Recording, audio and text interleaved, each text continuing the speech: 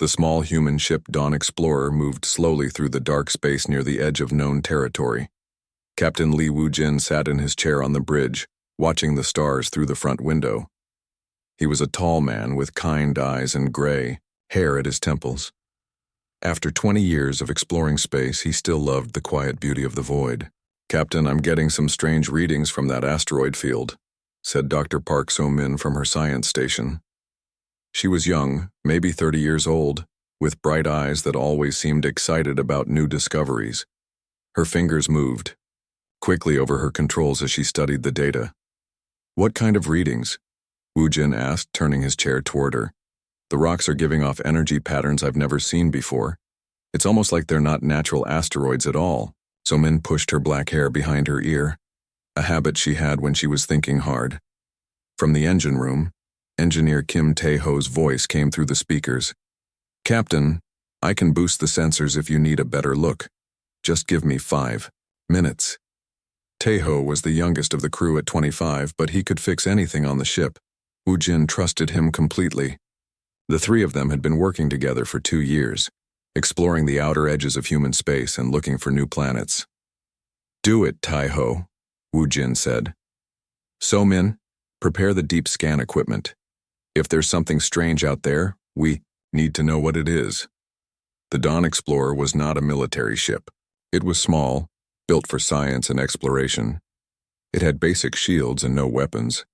The 3 crew members were scientists and explorers, not soldiers. They had never needed to fight anyone in all their travels. As Tae-ho worked on the sensors, the asteroid field seemed to shimmer. Then, without warning, 5 large ships appeared from behind the rocks. They were dark gray and covered in sharp angles, like someone had built them from pieces of broken metal. Each ship was 3 times larger than the Dawn Explorer. "Captain," So-min's hands flew over her controls. "Those aren't human ships. I'm reading energy signatures I've never seen before." Wujin stood up quickly. His heart began to beat faster, but his voice stayed calm. "Tae-ho, get up here now. So-min, try to send a message to Earth. Tell them our location and what we're seeing." "I'm trying, but something is blocking our communications," So-min said. Her voice showed worry for the first time. The alien ships moved toward them in perfect formation. They were fast, much faster than the human ship. On the main screen, Wujin could see strange writing on the sides of the ships, symbols that looked like they were carved with claws. Tae-ho ran onto the bridge, his tool belt still around his waist. "Captain, the engines are ready if we need to run." "Good thinking," Wujin said. But even as he spoke, he knew they could not escape. The alien ships had surrounded them completely. A loud sound filled the bridge as an alien voice began to speak. The words were harsh and rough, like the sound of rocks grinding together. None of the humans could understand the language, but the meaning was clear from the tone. It was not friendly. "They're scanning us," So-min reported. "Their technology is very advanced. I think they can see everything about our ship." The largest alien ship moved closer. Through the window, Wujin could see lights moving inside it. Then a beam of green energy hit the Dawn Explorer. The human ship shook hard, and all the lights went out for a moment. "They're disabling our systems," Tae-ho said, working quickly at a control panel. "I can't stop them. Their technology is too strong." Wujin pressed a button on his chair. "This is Captain Li Wujin of the Earthship Dawn Explorer. We are peaceful explorers. We mean no harm to you or your people." For a moment, there was silence. Then harsh laughter came through the speakers. The alien voice spoke again, and this time there was translation equipment working. "Peaceful?" the voice said in broken but clear English. "You are weak, small, like insects." "We don't want to fight," Wujin said. "We're just scientists studying space. If we've entered your territory by mistake, we'll leave immediately." Shao. Laughter. "You think you can choose? You think you have power here?" The alien ships moved closer. Wujin could see that they had weapons pointed at his ship, big weapons that could destroy the Dawn Explorer in seconds. "What do you want from us?" Wujin asked. "Want? We take what we want. You are now property of the Velkari Empire. Your ship, your lives, everything belongs to us." So-min looked at Wu Jin with wide eyes. Taeho's hands were shaking as he tried to get their engines working, but it was no use. The alien ships had complete control. The Velkari Empire has conquered 17 star systems. The alien voice continued. We have taken millions of slaves from dozens of worlds. You are just 3 more. Slaves? Wu Jin felt anger rising in his chest. We're free people. We have rights. Rights? The laughter was louder now. Small creatures have no rights. You exist for our pleasure now. A bright light surrounded the Dawn Explorer. Wu Jin felt his body becoming heavy like gravity was getting stronger. This was some kind of tractor beam pulling them toward the alien ship. Captain, So-min said quietly, I managed to send one message burst before they blocked us.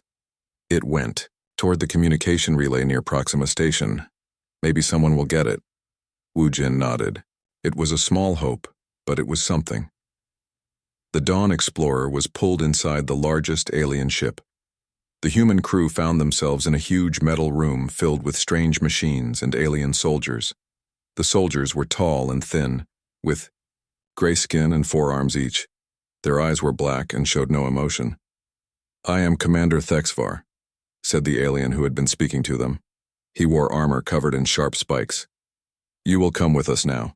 Where are you taking us? Wu Jin asked. The scientists will study you. Learn about your species. See what makes you useful. Alien soldiers surrounded the 3 humans. Wu Jin looked at So-min and Taeho. He wanted to tell them everything would be okay, but he could not lie to them. Stay strong, he whispered to his crew. Remember who we are. As they were forced from their ship, Wu Jin took one last look at the Dawn Explorer. It had been their home among the stars, their tool for discovery and wonder. Now it was just another prize for the Velkari Empire. The alien soldiers pushed them down long metal hallways. Other creatures worked in the shadows, all wearing chains. Wu Jin realized these were the slaves the aliens had talked about. Beings from many different worlds, all broken and hopeless. So many species, So-min whispered, her scientist mind still working even in fear. Don't look at them, Taeho said quietly. I don't want to see what they might do to us. But Wu Jin did look. He saw the defeated faces, the empty eyes, the complete loss of hope. And in that moment he made a silent promise. Whatever happened to him and his crew, the Velkari would learn that humans were different. They would learn that capturing a human was not like capturing any other species. They would learn this lesson, but it would cost them everything. Li Wu Jin woke up inside a cage made of clear crystal. His head hurt badly and his mouth was dry.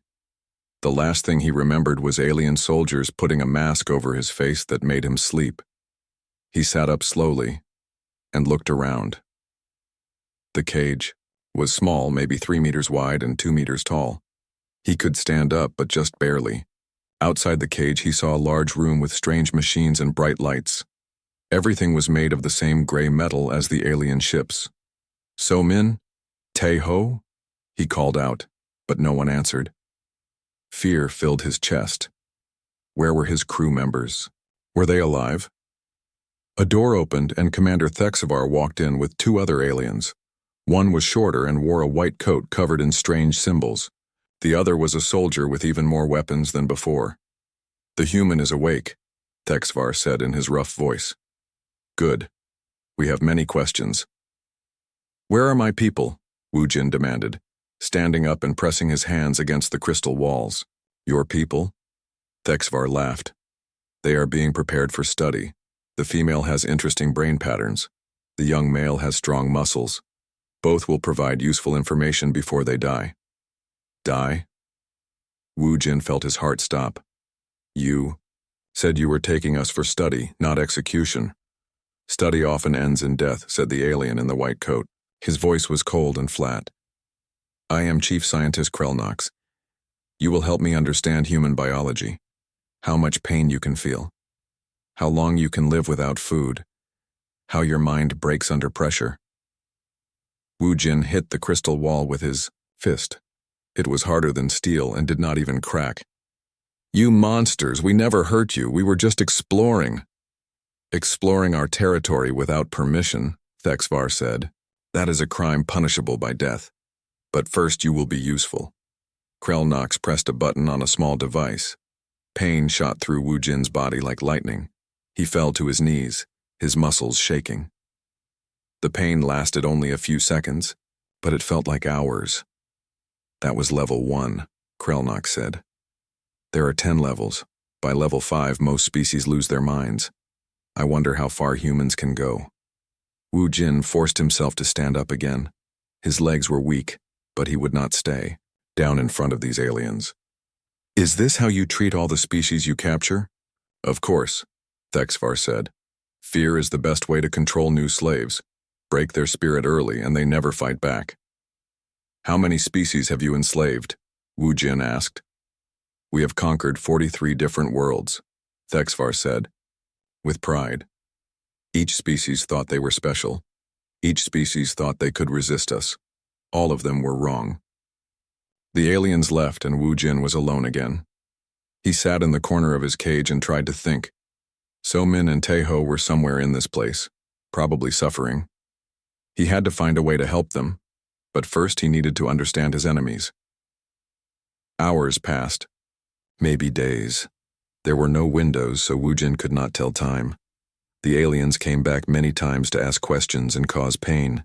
They wanted to know about human technology, about Earth's defenses, about how many humans lived in space.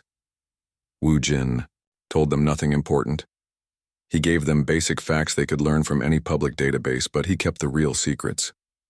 This made them angry, and they used the pain device more often.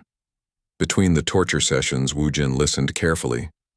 He began to understand some of the Velkari language. The aliens talked freely around him, thinking he was just a dumb animal who could not learn their words. He learned that this was the Velkari homeworld, called Veltar. He learned that their empire was spread across many star systems, with slave worlds providing resources and labor. He learned that the Velkari military was powerful but also stretched thin, trying to control so many different species. Most importantly, he learned that he was not the only prisoner here. One day, when the aliens were gone, Wu Jin heard a soft voice from somewhere nearby. Human, the voice said in accented English. Can you hear me? Yes, Wu Jin whispered back. Who are you? My name is Orcs. I am from the planet Zelos. The Velkari captured my world 30 years ago. 30 years? Wu Jin was shocked. You've been their prisoner for 30 years? Yes.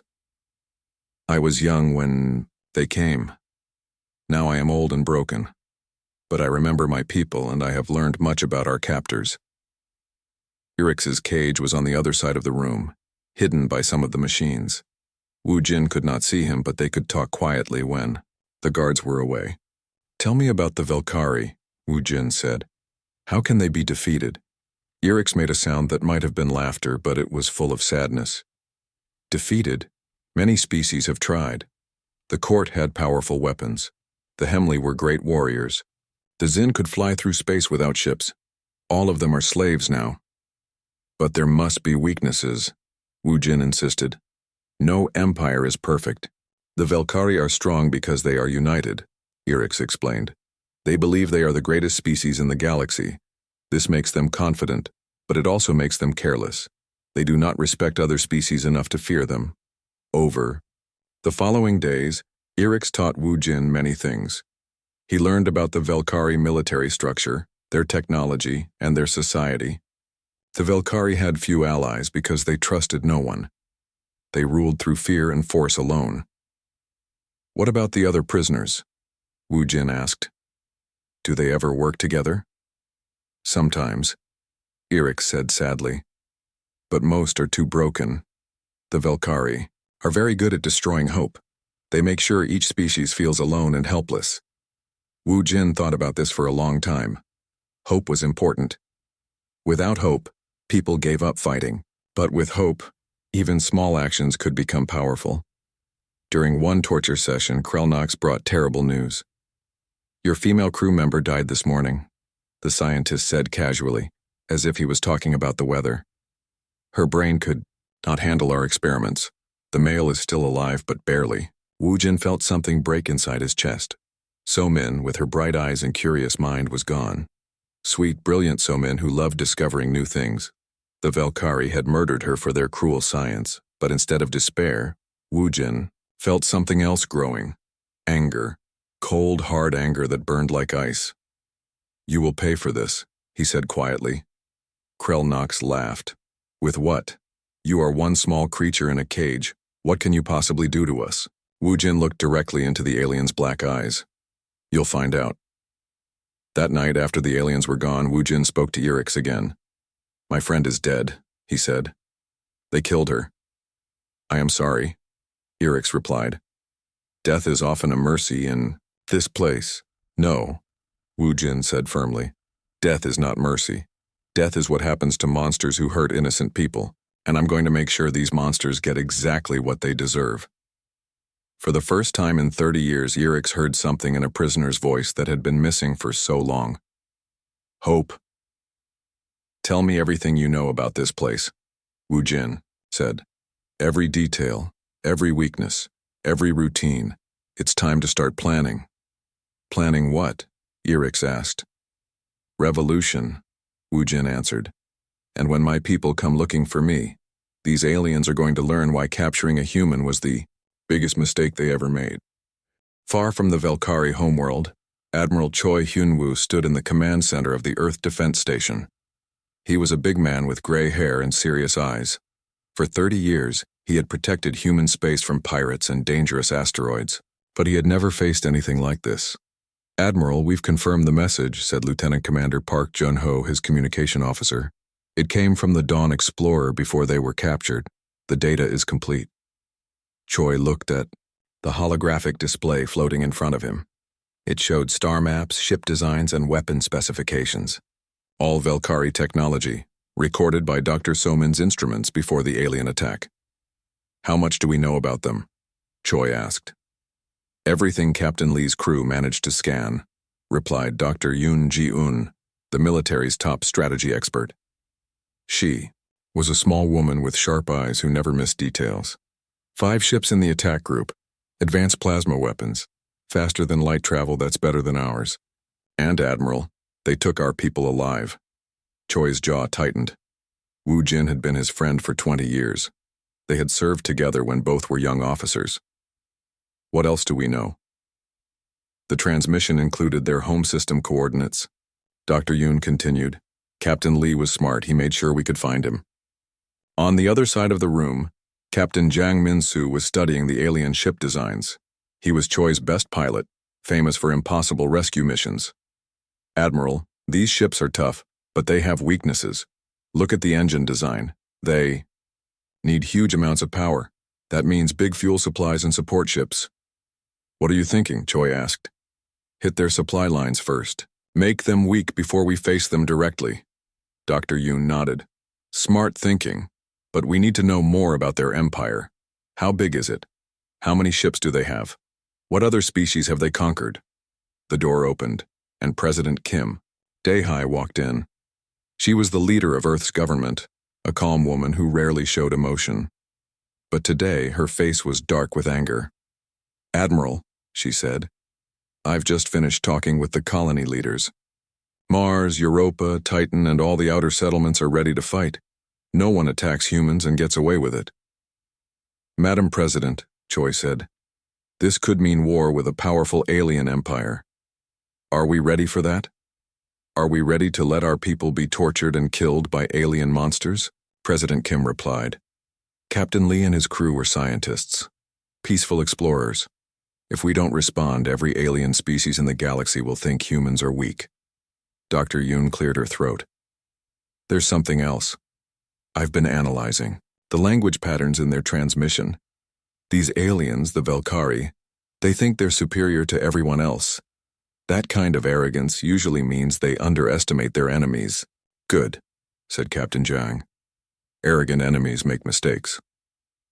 Over the next few days, more information arrived. Human listening posts across the galaxy picked up Valkyrie communications. The aliens were not trying to hide their signals because they believed no one could challenge them. Commander Osu Jin, who ran the intelligence division, brought disturbing news to the next meeting. The Velkari have conquered 43 different worlds, she reported. They keep millions of slaves from dozens of species. Their empire covers 12 star systems, with their homeworld at the center. 43 worlds, President Kim said, quietly. How many billions of innocent beings have they enslaved? We don't know exact numbers, Commander O replied. But based on the transmission patterns, it's a lot. And Admiral, there's more. We detected execution broadcasts. The Velkari kill prisoners for entertainment. Admiral Choi felt cold anger growing in his chest. What kind of creatures do that? The kind that need to be stopped, Dr. Yoon said firmly. Admiral, I recommend we mobilize every ship we have. This isn't just about rescuing Captain Lee anymore. This is about stopping a galactic threat. Lieutenant Nam Hae-won, the youngest officer in the room, spoke up. Admiral, what if we could turn their own slaves against them? If they've conquered so many species, those species might help us fight. Everyone looked at the young woman. She specialized in alien psychology, studying how different species thought and acted. Explain, Admiral Choi said. These Velkari rule through fear, Nam continued. But fear only works as long as people believe the rulers are unbeatable. If we can show the enslaved species that the Velkari can be defeated, they might rebel. Dr. N.T. Yoon's eyes lit up. A revolution from within while we attack from outside. The Velkari would be fighting on multiple fronts. It could work, agreed Captain Jang. But we need more intelligence. We need to know exactly how their society works. As if summoned by their need, more information arrived the next day. This time, it came in a very unusual way. Captain Bae Soo-jin, who led the Special Reconnaissance Unit, rushed into the command center with excitement on her face. Admiral, you need to see this. We intercepted a Velkari entertainment broadcast. It's a public execution, but there's something amazing in it. She activated the main screen. The image showed a large arena filled with alien creatures cheering for blood. In the center, prisoners from many different species were forced to fight dangerous animals for the crowd's amusement. Look there, Captain Bae pointed to one of the prisoners. Admiral Choi leaned forward. There, in the arena, was a human figure. The person was thin and dirty, but still standing proud. Still fighting. Is that, Choi began. Captain Lee Woo-jin? Captain Bae confirmed. He's alive, Admiral, and watch what he does. On the screen, Woo-jin was facing a large creature with sharp claws. But instead of just fighting, he was moving in a pattern. His steps, his gestures, even the way he dodged attacks all followed a rhythm. Dr. Yoon gasped. He's sending a message. Those movements, they're based on traditional Korean dance forms. Only someone who knows our culture would recognize it. Lieutenant Nam quickly worked on translating the movements. He's saying, coordinates, prison location, weak points in their defense, and, Admiral, he's telling us there are allies inside. Other species ready to rebel. Incredible, President Kim breathed. Even as their prisoner, he's still gathering intelligence and finding ways to resist. Admiral Choi stood up straight. His friend was not just alive, he was actively fighting back, and he was telling them exactly how to find him. That's it, Choi declared. We're going to war. But not just to rescue Captain Lee. We're going to free every slave in the Veljari Empire and destroy their entire civilization. What's our first move? Asked Captain Jang. Dr. Yoon was already working on battle plans. We start by liberating their outer worlds, free the slaves, capture their technology, and build an alliance. Then we move toward their homeworld. How long will this take? President Kim asked. With every human ship and colony supporting us. 6 months to reach full strength, then maybe a year to fight our way to their homeworld. Admiral Choi looked at the screen where Woo-jin was still fighting in the alien arena. His friend had survived months of torture and imprisonment, and he was still sending them information, still believing they would come for him. Captain Lee, Choi said quietly, hold on a little longer. We're coming. And when we arrive, these alien monsters are going to learn what happens when you capture a human. Around the room, every officer nodded in agreement. The Velkari had made a terrible mistake.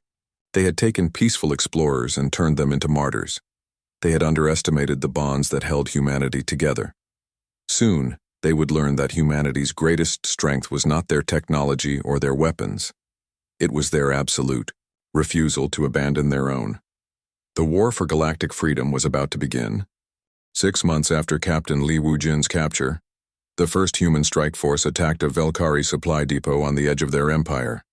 Captain Zhang Minsu led 12 fast ships against the alien outpost, hitting hard and disappearing before the Velkari could respond. Target destroyed, Zhang reported to Admiral Choi over the communication system. No human casualties. We freed 200 slaves from 6 different species. Admiral Choi smiled grimly from his command ship. Excellent work. How did the freed aliens react? Better than we hoped, Admiral. They want to fight alongside us, especially after we told them why we're here. The freed aliens had been amazed to learn that humans were fighting to rescue just 3 people.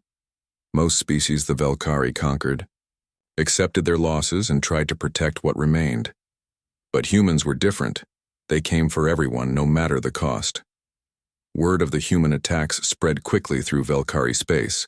On slave worlds across the Empire, prisoners whispered about the strange aliens who fought not for conquest, but for justice. Commander Oh Soo-jin led the next mission, striking a prison world called Kethmore. Her ships arrived at night when the Velkari guards were fewer. Using intelligence from freed slaves, her teams knew exactly where to hit. This is for Dr. Park So-min and Engineer Kim Tae-ho, she announced over the prison's communication system, as her soldiers stormed the facility. And for every innocent being the Velkari have murdered. The human soldiers moved with deadly precision. They had trained for months, learning about Velkari weapons and tactics. More importantly, they fought with a fury that the aliens had never seen before. Lieutenant Nam Haiwan worked with the freed prisoners, helping them understand that the humans were allies, not new conquerors. "We don't want to rule you," she explained, to a group of alien refugees. "We want to help you go home, but first we need to destroy the Velkari Empire completely." A tall alien with blue skin and 4 eyes stepped forward. "I am Gorth, once a leader of my people before the Velkari came. Why should we trust you?" "Because we're here," Nam replied simply. "The Velkari have ruled for decades. No one challenged them until they took our people. We could have stayed home and protected ourselves. Instead, we came here to free strangers." Gorth thought about this. "What do you want us to do?" "Fight with us. Teach us about Velkari weaknesses. Help us save your people and ours." By the 3rd month of the war, the Velkari were starting to worry. Human forces had destroyed 15 supply depots, freed 50,000 slaves, and captured advanced alien technology. Worse, the freed slaves were joining the human alliance in huge numbers. On the Velkari homeworld, Commander Thexvar stood before the ruling council. "The humans are more dangerous than we thought," he admitted. "They fight like wild animals when their people are threatened." "They are just one small species," said Council Leader Vextor, an ancient Velkari with scars covering his gray skin. "Increase our patrols. Send more ships to guard our territory." "We have sent more ships," Thexvar replied. "The humans destroy them. They don't fight like civilized beings. They attack our weakest points, then disappear. They turn our own slaves against us." Chief Scientist Krelnox entered the chamber. "The human prisoner continues to resist our questioning. But I have learned something interesting. These creatures have powerful emotional bonds with their own kind. The death of the female has made the male even stronger, not weaker." "How is that possible?" Vextor demanded. "I don't understand it either," Krelnox admitted. "Most species become broken when they lose companions. Humans become more dangerous." Back in his crystal cage, Wu Jin was planning his own war. Over the months, he had made contact with dozens of other prisoners. Using whispered conversations and hidden signals, he had built a network of resistance inside the prison. "The humans are winning battles," Erix told him one night. "The guards are scared. They talk about losing entire outposts." "Good," Wu Jin replied. "But we can't wait for rescue. We need to help from inside." He had learned the prison's routines perfectly. Every guard shift, every mealtime, every moment when security was weakest. More importantly, he had given hope to prisoners who had forgotten what freedom felt like. "When do we move?" asked a prisoner, named Kelth, whose people had been enslaved for 20 years. "Soon," Wu Jin promised. "When my people get close enough, we'll create chaos from within. The Velkari will be fighting on two fronts." Meanwhile, the human fleet was growing stronger. Every day, ships arrived from Earth, Mars, Europa, and all the outer colonies. But they also gained allies from freed species who brought their own ships and knowledge. Captain Bei Su Jin led special infiltration teams that snuck onto Velkari worlds to gather intelligence. Her soldiers learned to move silently through alien cities, mapping defenses and finding weaknesses.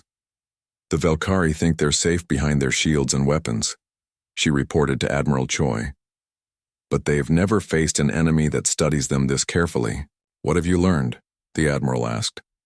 "Their technology is advanced, but it's not innovative. They haven't improved their designs in decades because they never needed to. They've been conquering primitive species who couldn't fight back, Doctor." Yoon was using this information to plan the final assault. "Their homeworld has massive defenses, but they're all designed to stop direct attacks. If we can coordinate with the prisoners inside, Captain Lee will find a way," Admiral Choi said, with confidence. "He's been preparing for months. The breakthrough came when human forces captured a Velkari communication hub. The aliens used it to coordinate their entire empire, and now the humans could listen to every message." "Admiral," Commander O reported excitedly, "we've intercepted their military communications. They're moving most of their fleet to protect their core worlds. The outer territories are almost undefended." "Perfect," Admiral Choi replied. "Begin Operation Liberation. Hit every slave world simultaneously. Free everyone we can and recruit them for the final battle." Across 12 star systems, human ships attacked Velkari facilities at the same moment. Captain Zhang led strikes against military bases.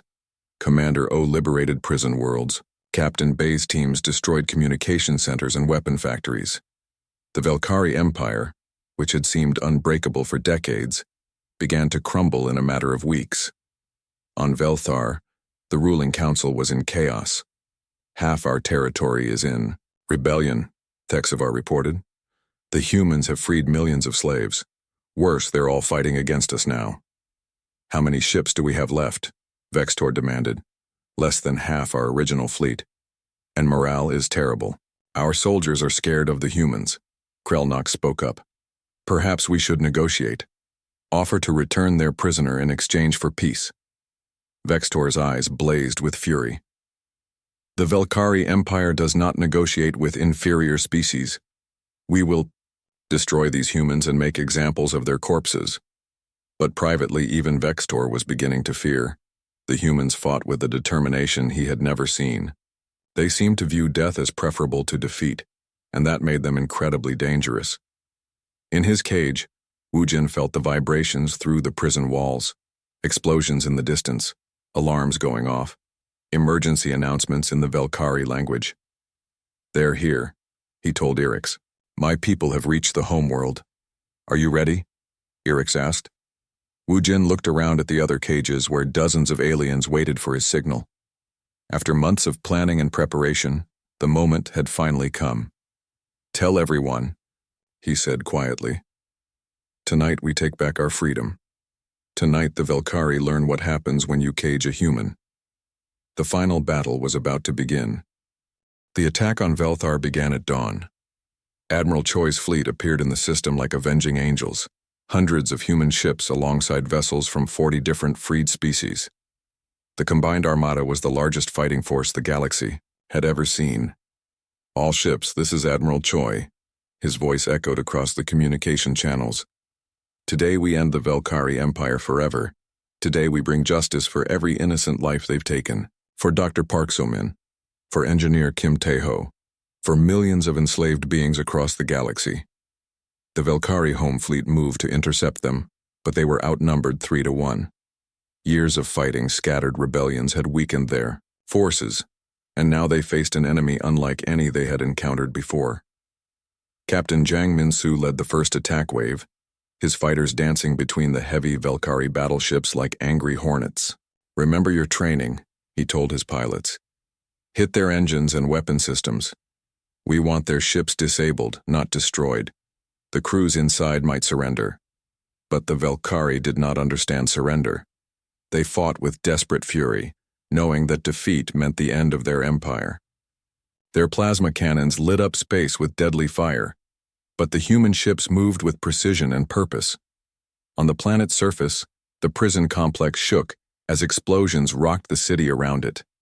Inside his crystal cage, Wu Jin listened to the sounds of battle and smiled for the first time in months. "It's time," he told Orcs through the walls between their cells.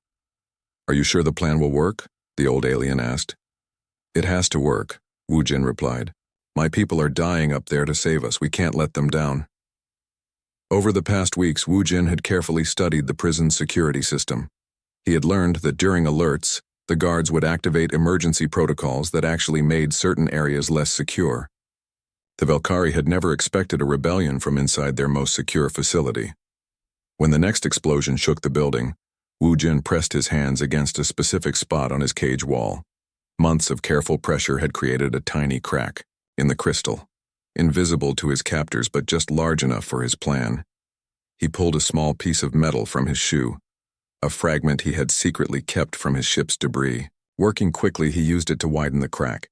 The crystal was strong, but it was not perfect. "Attention, prisoners," Wu Jin called out loudly. "The Liberation Fleet has arrived. Today we go home." Across the prison complex, dozens of aliens began making noise, banging on their cage walls and shouting in their own languages. The sound was terrible and wonderful at the same time, the voice of hope returning to the hopeless. Guards rushed in to restore order, but they found something they had never seen before. The prisoners were not cowering in fear. They were standing tall, working together, fighting back. Chief Scientist Krelnox ran into the main prison chamber, his white coat flying behind him. "Silence," he screamed. "Return to your cages immediately." "My cage is broken," Wu Jin said calmly. Krelnox looked at the human cell and gasped. The crystal wall had a spiderweb of cracks running through it. As he watched, Wu Jin kicked the weakened section and it shattered completely. "Impossible," Krelnox whispered.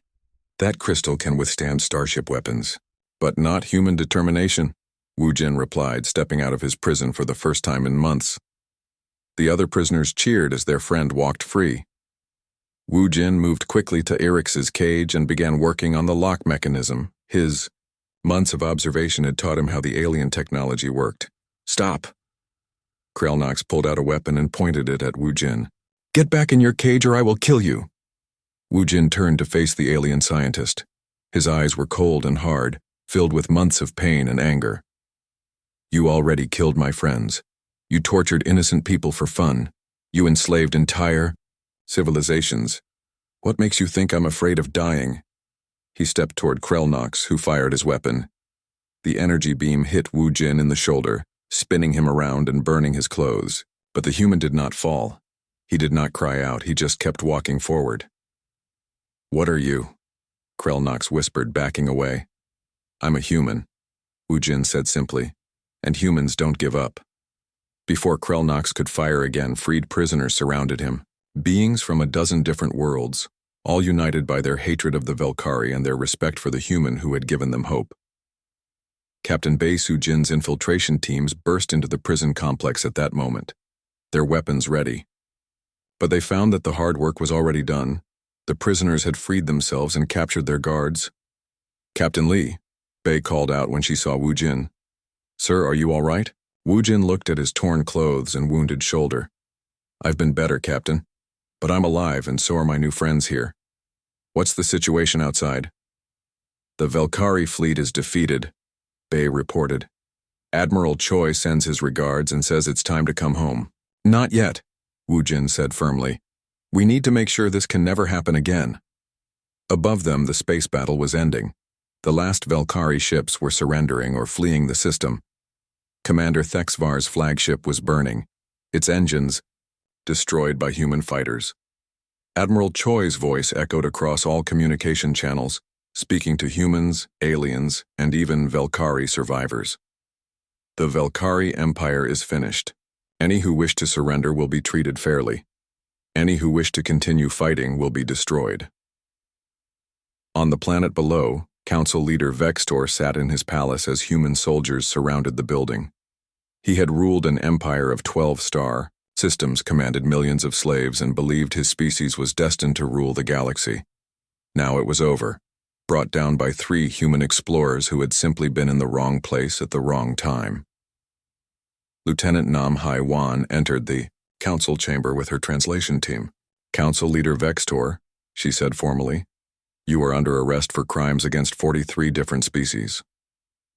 "This is impossible," Vextor said weakly. "Humans are a primitive species. How did you defeat us so easily?" Nam looked at the alien leader with pity rather than anger. "You made the same mistake that all bullies make. You thought being cruel made you strong. You thought causing fear was the same as commanding respect. You were wrong. The trials took months. Representatives from every freed species came to testify about Velkari crimes. The evidence was overwhelming. Genocide, slavery, torture, the destruction of entire civilizations for entertainment. But the humans surprised everyone with their final judgment. Instead of executing the Velkari leaders, they offered them a choice: life imprisonment helping to rebuild the worlds they had destroyed, or exile to an empty planet where they could live in peace but never threaten anyone again. Most chose exile. A few, including Krelnox, chose to help with rebuilding efforts, working to undo some of the damage they had caused. The Velkari Empire was divided among the freed species, with Earth helping to coordinate the transition. The former slave worlds became independent again, and many joined a new alliance dedicated to preventing future conquests. Wu Jin was offered promotion to admiral, but he declined. Instead, he accepted command of the Memorial Fleet, a special force dedicated to protecting smaller species from bullies and conquerors. On the day the fleet launched, he stood on the bridge of his new ship, the Somin's Dream, and looked out at the stars. Somewhere out there might be other species like the Velkari, thinking they could take whatever they wanted from weaker neighbors. They would learn the same lesson the Velkari had learned. When you capture a human, you don't just face one person. You face all of humanity, and humanity never forgets its own. Engineer Kim Tae-ho and Dr. Park So-min were dead, but their sacrifice had freed millions of beings and changed the galaxy forever. The universe was now a little safer, a little more, just because 3 humans had chosen to explore the unknown. And that, Wu Jin thought, was exactly how So-min and Tae-ho would have wanted to be remembered.